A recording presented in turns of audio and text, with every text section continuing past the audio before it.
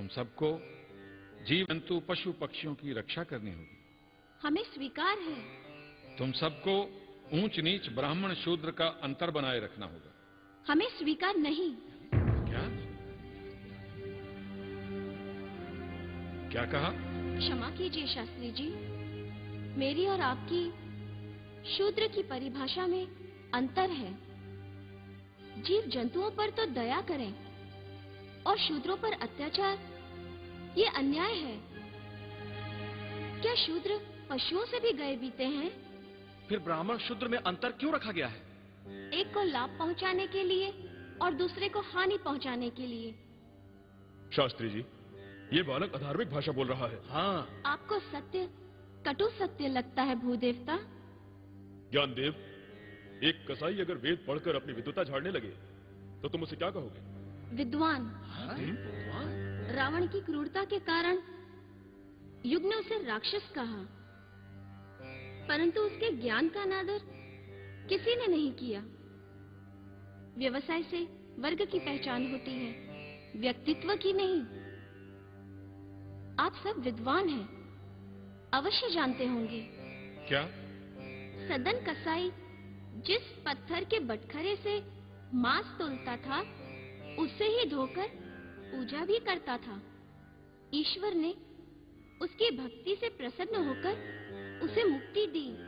श्री रामचंद्र ने भी शबरी के जूठे बेर खाए थे। इन सब बातों से तुम्हारा अभिप्राय क्या है? मेरा आप सबसे निवेदन है, घृणा और भ्रम की दीवारें तोड़ दी जाएं, संकुचित मन के द्वार खोल दिए जाएं। जीव जंतु शूद्र ब्राह्मण सब में एक ही जीवात्मा है। जैसे पानी के अनेकों पात्र में एक ही सूर्य का प्रतिबिंब दिखाई देता है, वैसे ही जीवात्मा सब में व्याप्त है। जो जीवात्मा तुम्हारे शरीर में है, वही जीवात्मा इस भैंसे में भी है। हाँ।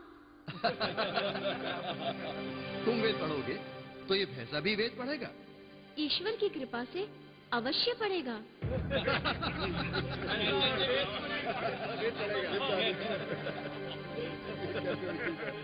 पढ़ाओ तो जाने। जैसी आप सबकी इच्छा। अब ये भैंसे से वेद पढ़ाएंगे।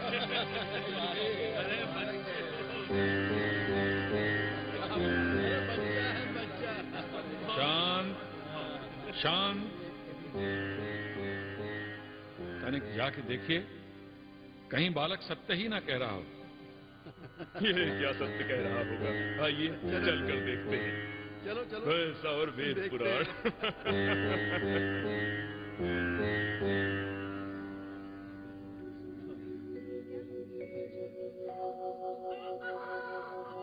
ओम भूर्भुवस्वः तत्सवितुर्वरेण्यं भर्गो देवस्य धीमहि धियो यो नः प्रचोदयात्। ओम भूर्भुवस्वः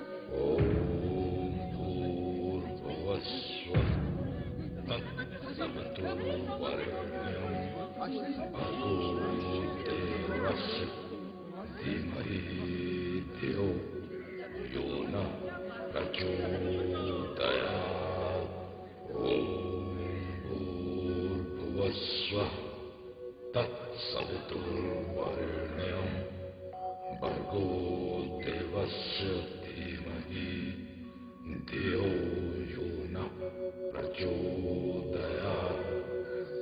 ओम भूर्भुवस्वः तत्सवितुर्वरेण्यं भर्गो देवस्य धीमहि धियो यो नः प्रचोदयात्। भूर्भुवस्वः तत्सवितुर्वरेण्यं भर्गो देवस्य धीमहि धियो यो नः प्रचोदयात्। आपके दर्शन पाके मैं कृतार्थ हो गया। मुझे क्षमा कीजिए, आइए।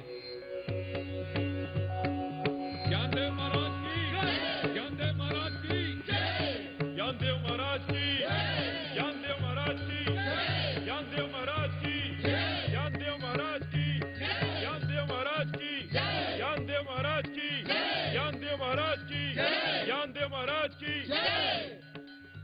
आसन ग्रहण करें।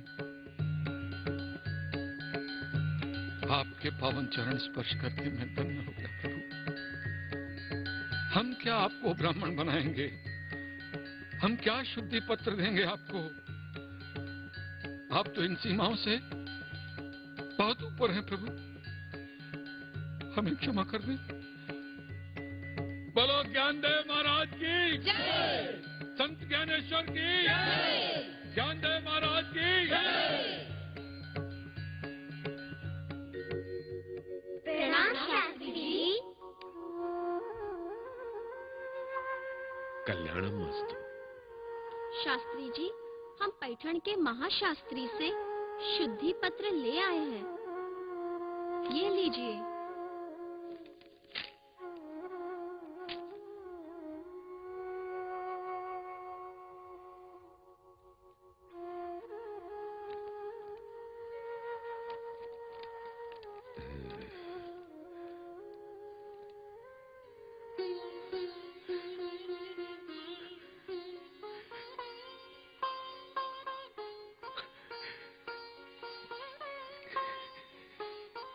हमारे लिए क्या आज्ञा है शास्त्री जी?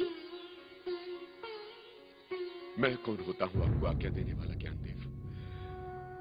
आप बस मेरा एक निवेदन स्वीकार कर लीजिए, मेरा चौका पवित्र कर दीजिए। इतनी सी सेवा स्वीकार कर लीजिए मेरी। आइए आइए आइए आइए।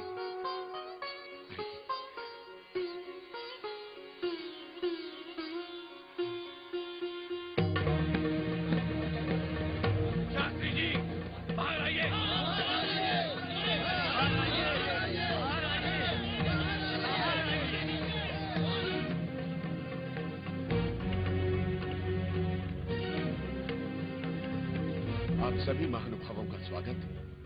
आप हमारा स्वागत नहीं, अपमान कर रहे हैं। क्या सोचकर आपने उन चंडालों को अपने यहाँ भोजन पर आमंत्रित किया है?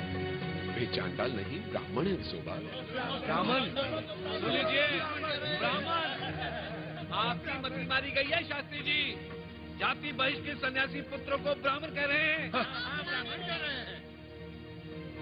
शास्त्री जी, आप उन शूद्रों को बाहर निकालिए, अन्यथा हम आपका बहिष्कार करेंगे। बहिष्कार करेंगे आपका हम। बहिष्कार करेंगे। आप लोग व्यर्थ क्रोधित हो रहे हैं। ज्ञानदेव पैठण के महाशास्त्री से शुद्धि पत्र लाए हैं। ज्ञानदेव ने भैंसे से श्लोक बुलवा दिए। भैंसे से श्लोक बुलवा दिया। आप लोगों को विश्वास नहीं होता? नहीं, ये पत्र मैं ये बनावटी शुद्धि पत्र नहीं पढ़ता। रामराव जी, आप ही कष्ट कीजिए। जो आपकी आज्ञा। लाइए, मैं ही पढ़ देता हूँ।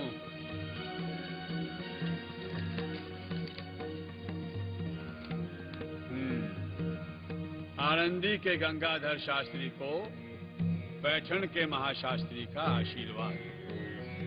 हम ज्ञानदेव के आचार विचार जानकर धन्य हूँ। एक ही आत्मा सर्वव्यापी है, ये सिद्ध करने के लिए उन्होंने भैंसे द्वारा महामंत्र पढ़वाया। ये ज्ञानदेव कुत्ते बिल्ली से भी वेद पढ़वाए। अरे कलयुग है, कलयुग। सुनो भाइयों, सुनो अब सुनो। महाशास्त्री आगे क्या लिखते हैं? इन्हें शुद्धि पत्र देने का हमें अधिकार नहीं है, क्योंकि ज्ञानदेव स्वयं अवतारी हैं। अवतारी है।